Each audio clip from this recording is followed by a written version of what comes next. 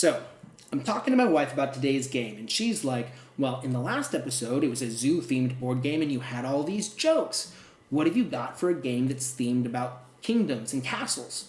And I just look at her and I shrug my shoulders, but she wasn't impressed with that. And I'm going, well, what? Isn't that the court gesture? Hey, my name is Ben, and today on Board Game Dad, I'm going to be talking about Kingdomino. I'll talk about how the game is played and my thoughts on the game as a whole, but I'm going to give a special focus on what the game is like playing with kids. I have two kids, age 4 and 6, and they both really enjoy playing this game. Kingdomino is fast to learn and fast to play, so we're going to jump right into it. In the box, you'll find 48 dominoes, a pair of king meeples in each player color, as well as a little keep with crenulated battlements and flags in the matching player color. There's a little space inside the walls of the keep, but there are no pieces to go inside, so at the end of the game, I just like to pretend I'm putting my victory points inside the little castle, so its fortified walls can keep it safe. In that sense, when you play Kingdomino, you are playing for keeps.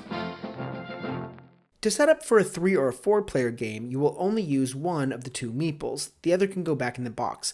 That one is for a 2 player game, which plays like a 4 player game with each player taking 2 turns. Begin by dealing out the top 4 dominoes and sort them by the order on the back. You'll notice that there are 6 types of terrain, with 1 or 2 types on each domino. Some of the dominoes have a little building with a crown or 2 or 3 on it. The buildings are used for counting victory points, which we'll discuss later. For now, just know that more crowns is a good thing, otherwise the dominoes with crowns are played exactly the same as dominoes without crowns. By the way, if you happen to know why there are crows instead of seagulls on the beaches, will you please let me know in the comments? Someone told me they aren't actually beaches, that they're grain fields, but I don't think that was the designer's intent. In Kingdomino, without oceans and beaches, how can you have a serfdom? Flip the tiles face up. Decide who goes first, and in clockwise order around the table, draft the domino you'd like to take. After everyone has staked their claim, lay out 4 more dominoes and sort them. Now you're ready to play. For the rest of the game, turn order is defined by the order of the claimed tiles. On your turn, place your tile, I'll talk about placement rules in a minute, and then claim the tile for your next turn. Whoever is last will often have the best tile, since higher numbers generally correspond to better tiles, but she'll be left with whatever tile everyone else didn't want.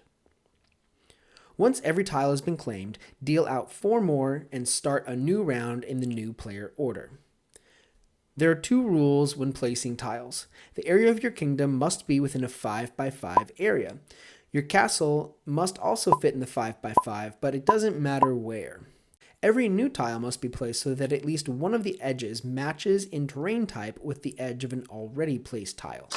Any terrain can be placed along your castle. Tiles can't be moved after their place, but I let my 4-year-old rearrange throughout the game.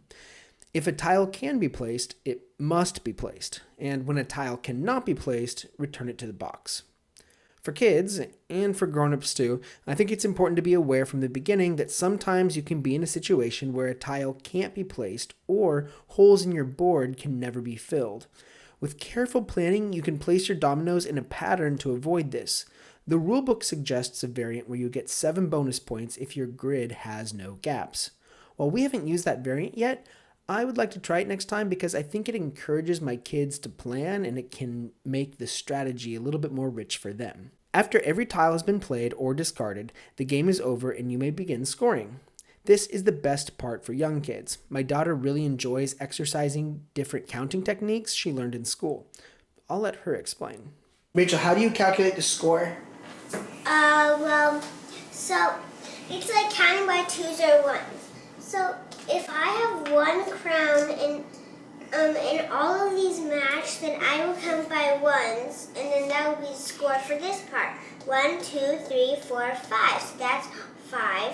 So basically, in every terrain area, multiply the number of squares in the area by the number of crowns in that area. Then add the product of every single area. Some areas might not have any crowns in them, in which case they're worth no points.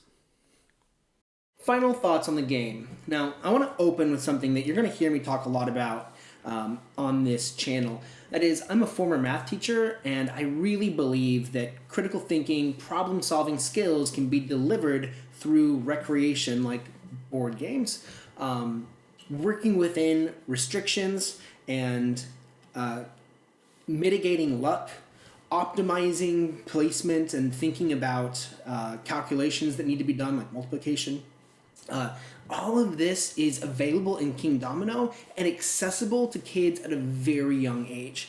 Now, my 6-year-old can understand very, very small multiplication, so she actually has some sense about how like larger areas are going to give her more points. With my younger daughter, KK, who's 4, she's still working with fitting the tiles within a 5x5 space and moving things around so that they fit, which is excellent for where she's at 4 years old. But this gets a huge stamp of approval from the math teacher and me. So start with that right off the bat.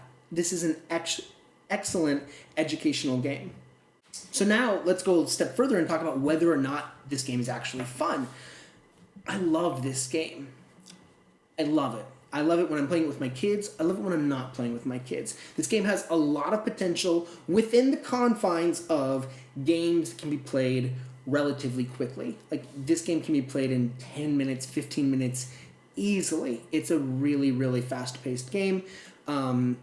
It's not like the heavy kind of material. It's like you've just played a 4-hour game and you're like, hey, let's play something light, right? This is a really lightweight game, but it's such a fantastic lightweight game. And the reason why it's fantastic is because of how well and elegantly the mechanics play together, especially the mechanic of like drafting, not just the tile you're taking, but also you're drafting your turn order for the next turn. And I feel like that has to, like, I must have played that mechanic before, but I couldn't think of an example. And so if you can tell me an example where you're drafting not just the tile that you're placing, but your turn order, write one in the comments, because I love this mechanic. You're looking at what's out there and you're thinking, okay, well, I don't like any of this, but I'll take the tile at the very top so that I can have the first choice of the next round. I love that. I mean, the whole game basically revolves around that.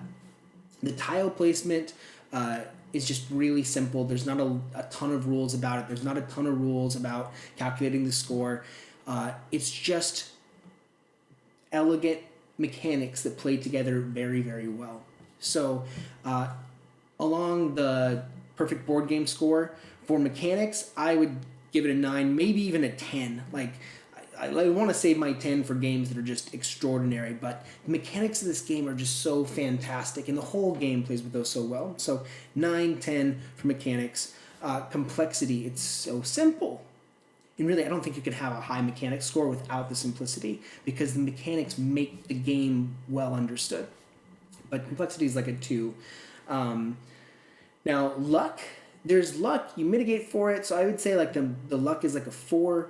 The strategy is, see, the thing is you can't have a very high score in strategy if the game is not very complex. So I would say that you're mitigating for luck. So strategy is probably like a 5, and then theme is the lowest. It's a 1. Like, nothing about this game actually feels like you're building a kingdom. It is just colors on domino tiles. I definitely recommend this game. If you want to check it out, and you check out some of the links in this description, I've got a link to the Perfect Board Game where you can take a look at the ratings for this game. You can manipulate the ratings of the games that you like and actually find games based on ratings that match your preferences. This is a new channel, and I'm really looking to see if there's an audience that's into this kind of thing.